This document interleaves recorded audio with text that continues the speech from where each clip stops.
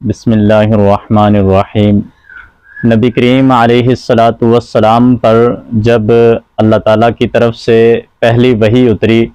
اور نبی کریم علیہ الصلاۃ والسلام اس وحی کی وجہ سے اس کا جو بوجھ تھا اور اس کا جو دباؤ تھا، اچانک وحی کا جو بار آپ پر آن پڑا تھا، تو نبی کریم علیہ الصلاۃ والسلام اس کی وجہ سے بہت زیادہ گھبرا گئے تھے۔ اور یہ جو گھبراہٹ تھی، یہ پریشانی تھی اور یہ خوف تھا، یہ اس وجہ سے نہیں کہ نبی کریم علیہ الصلاۃ والسلام کو معاذ اللہ کوئی شک شبہ تھا اس میں کہ یہ کیا چیز ان کے سامنے پیش آئی ہے، ایسا کوئی نہیں تھا، بلکہ آپ کو یہ یقین تھا کہ آپ اللہ کے رسول ہیں۔ اور چونکہ حضرت جبریل علیہ الصلاۃ والسلام نے آ کر آپ کو بتایا بھی کہ آپ اللہ کے رسول ہیں، آپ پریشان نہ ہوں، تو نبی کریم علیہ الصلاۃ والسلام اس کو جان چکے تھے۔ آپ کو اپنی رسالت پر پورا اعتماد تھا، پورا یقین تھا،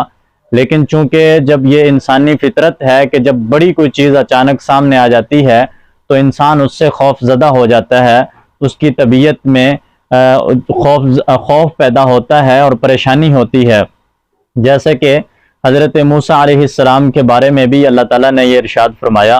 کہ جب اللہ تعالیٰ نے حضرت موسیٰ علیہ السلام کو حکم فرمایا کہ وہ اپنے عصا کو، اپنی لاٹھی کو پھینک دیں، جب انہوں نے پھینکا تو وہ ایک بڑا سانپ اور اژدہا بن گیا، تو حضرت موسیٰ علیہ السلام اس کی خوف کی وجہ سے دوڑنے لگے، اور آپ یعنی اتنے خوف سے، اتنی شدت سے دوڑے کہ آپ نے پیچھے مڑ کر بھی نہیں دیکھا کہ وہ کیا چیز ہے۔ تو اللہ تعالیٰ نے حکم دیا کہ اے موسیٰ، آپ اس سے خوف زدہ نہ ہوں، پریشان نہ ہوں، میں آپ کے ساتھ ہوں، اس کو آپ پکڑ لیجئے۔ پھر اللہ تعالیٰ کے حکم سے جب حضرت موسیٰ علیہ السلام نے اسے پکڑا تو وہی واپس دوبارہ وہ ان کی لاٹھی بن گئی۔ تو نبی کریم علیہ الصلاۃ والسلام پر جو خوف طاری ہوا تھا وہ ایک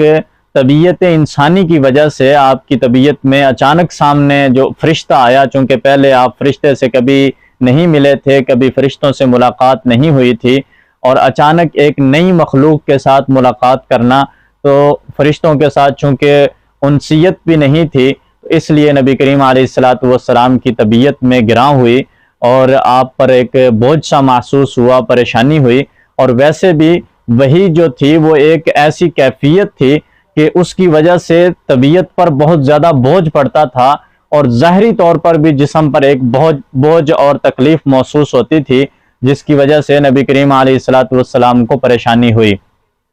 چونکہ اس میں وحی کے نزول کے واقعات میں ایک واقعہ یہ ملتا ہے حضرت زید بن ثابت رضی اللہ تعالی عنہ کا۔ وہ فرماتے ہیں کہ ایک مرتبہ نبی کریم علیہ الصلاۃ والسلام کی ران میری ران کے اوپر تھی، تو نبی کریم علیہ الصلاۃ والسلام پر اچانک وحی کے آثار نمودار ہوئے، تو نبی کریم علیہ الصلاۃ والسلام کی جو ران میری ران کے اوپر تھی، تو مجھے ایسا محسوس ہوتا تھا کہ میری ٹانگ ٹوٹنے والی ہے، یعنی میری ران جو ہے وہ چورا چورا ہو جائے گی، اتنا مجھے بوجھ محسوس ہو رہا تھا، کیونکہ نبی کریم علیہ الصلاۃ والسلام پر وحی کا نزول ہو رہا تھا۔ اسی طرح یہ بھی روایات میں آتا ہے کہ جب نبی کریم علیہ الصلاۃ والسلام کے اوپر وحی نازل ہوتی اور آپ اپنی سواری پر یعنی اپنی اونٹنی پر تشریف فرما ہوتے، تو اس کے بوجھ کی وجہ سے، دباؤ کی وجہ سے اونٹنی نیچے بیٹھ جایا کرتی تھی، یعنی وحی کا ظاہری طور پر بھی اتنا بوجھ ہوتا تھا کہ جو دوسری عام جو چیز ہوتی تھی وہ اس کو اٹھانے کی متحمل نہیں ہو سکتی تھی۔ تو نبی کریم علیہ الصلاۃ والسلام پر جب پہلی بار یہ واقعہ پیش آیا، تو چونکہ یہ اچانک واقعہ پیش آیا تھا، تو آپ علیہ الصلاۃ والسلام کو اس سے پریشانی ہوئی، تو آپ نے جا کر حضرت خدیجہ رضی اللہ تعالی عنہا سے فرمایا کہ میرے اوپر چادر ڈال دیں، کمبلی ڈال دیں۔ کچھ دیر جب افاقہ ہوا، سکون ہوا طبیعت کو، تو پھر نبی کریم علیہ الصلاۃ والسلام نے سارا واقعہ ان سے بیان فرمایا۔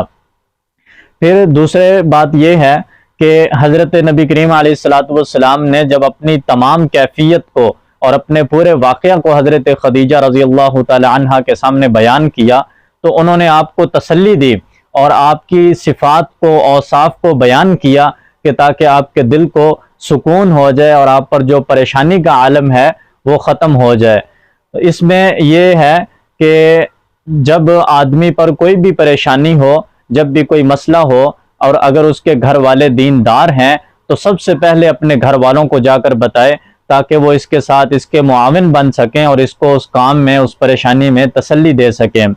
اور دوسری اس میں یہ چیز زیادہ اہم ہے کہ حضرت خدیجہ رضی اللہ تعالی عنہا نے جب نبی کریم علیہ الصلوۃ والسلام کی